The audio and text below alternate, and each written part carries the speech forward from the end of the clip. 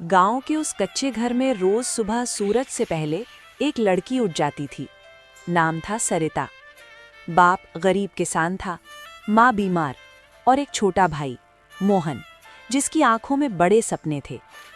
एक दिन बाप ने भारी आवाज में कहा, बिटिया, अब घर में इतना नहीं है कि दोनों पढ़ सकें। तू बड़ी है, भाई को पढ़ाना जरूरी है।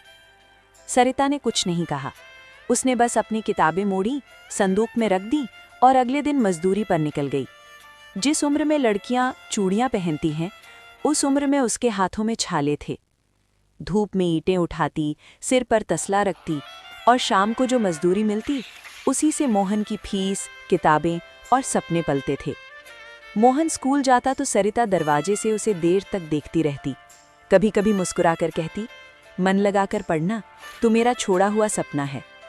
गांव वाले ताने मारते, लड़की होकर मजदूरी करती है, भाई अफसर बनेगा। हाँ, पर सरिता चुप रहती, क्योंकि उसे जवाब नहीं, मंजिल चाहिए थी। रात को जब पूरा घर सो जाता, मोहन दिए की रोशनी में पड़ता और सरिता उसके पास बैठकर उसके थके हुए पैर दबाती। उसकी नींद, उसकी जवानी, सब कुछ एक ही सपने के नाम था। फिर एक दिन बाप चल बसे। घर का सहारा पूरी तरह टूट गया। माँ रोती थी, मोहन कांपता था और सरिता, वो और मजबूत हो गई। उसने ज्यादा मजदूरी की, कम खाया, पर भाई की पढ़ाई कभी नहीं रुकी। साल बीतते गए। मोहन शहर चला गया पढ़ने। सरिता गांव में रह गई। वही ईंटें, वही धूप, वही चुप्पी। एक दिन फोन आया। मोहन रो रहा था, दीदी, मैं आईपीएस बन गया। सरिता कुछ देर चुप रही, फिर बोली, भगवान ने सुन ली। उसने ये नहीं कहा कि उसकी पीठ झुक गई है, उसके सपने कब के मर चुके हैं। आईपीएस बनने के बाद मोहन गांव आया, वर्दी में, गाड़ी में। लोग सलामी दे रहे थे। कोई कह रहा था, खुद की मेहनत है। सरिता भी भीड़ में खड़ी थी, सादा कपड़े, झुकी नजरें।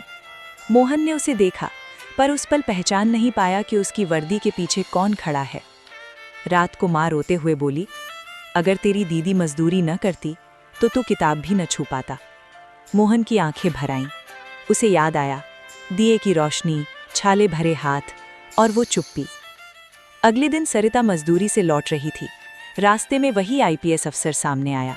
सब सोच रहे थे किसी अपराधी को पकड़ने आया है, लेकिन वो अफसर उस लड़की के सामने घुटनों पर बैठ गया। लोग सन्न रह गए। मोहन रोते हुए बोला, दीदी, ये टोपी मेरी नहीं है, ये आपकी है।